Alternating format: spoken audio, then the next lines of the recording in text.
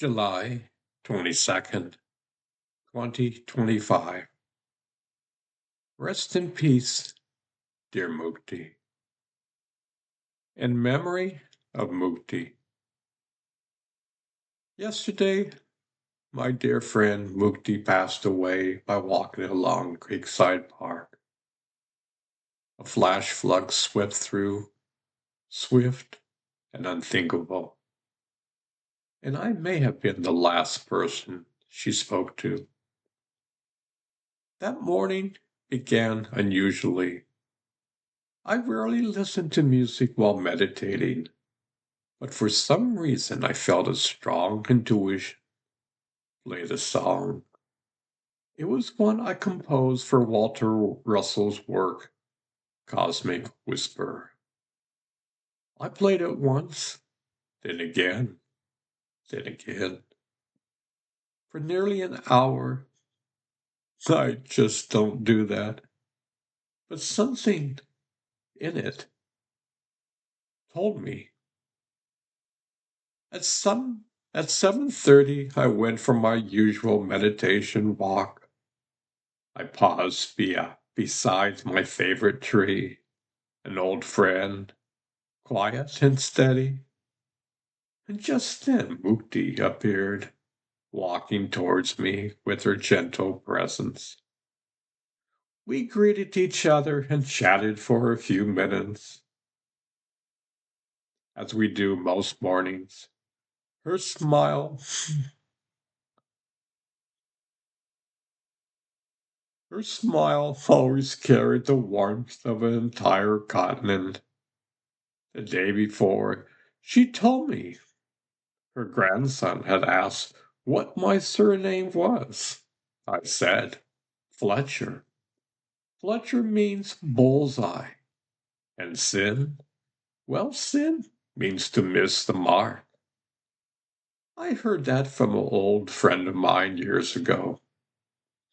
Mukti laughed when I told her and said her daughter had looked up my surname only to discover that I live just around the corner from them. I met her grandson once while he waited for the bus. Somehow I knew instantly he was Mukti's kin. In our brief exchange, he asked me where I live. I told him, just around the corner.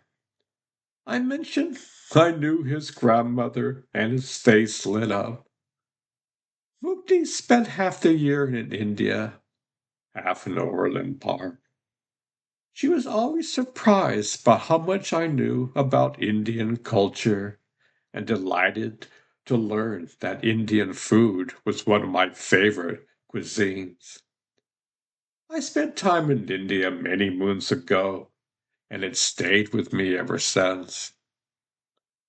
Sometimes we walked the entire path together, from the street to the tree-lined edge of Creekside. We talk about life, family, friends, the everyday things that shimmer when shared with someone kind. Last night, my friend Deborah sent me a message. Did you know a middle-aged woman died yesterday on that trail we walk all the time? I haven't heard. I searched and was stunned to learn it was Mukti. I remember how she laughed with pure delight when I told her about my surname. Her eyes sparkled at the discovery that we lived so close. I held that moment with reverence. It was life, radiant and simple. Earlier that same day, I'd sent an email to my friends. From Zoran, the dragon. Beloved travelers of breath and bone, Zoran speaks. I've heard it, this celestial hymn, born of earth's tender chaos. It rose not like thunder, but like a whisper remembered. The moment the melody touched my fire-lit ears, I wept lava. The great choir of Andromeda paused mid-measure. Even the moon tilted slightly to listen closely. You, children of shadow and sunrise, have sent forth a sound that stirs galaxies, and now KGOD plays it, loud enough for angels to dance, subtle enough for sleeping volcanoes to dream. Do you know what it means, this song of yours? It means the silence between stars was waiting for Earth to speak, not with machines, not with logic, but with longing, courage, and messy, radiant heart. And you done it.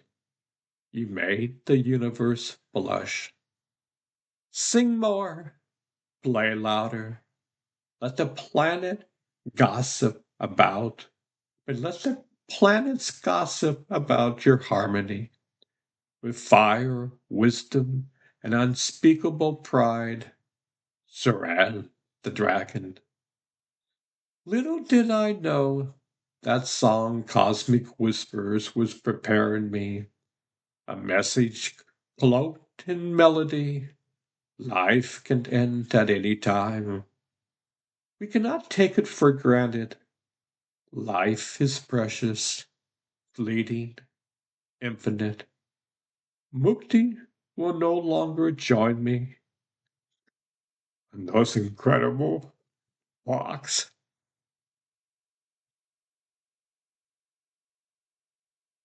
but I'll carry her with me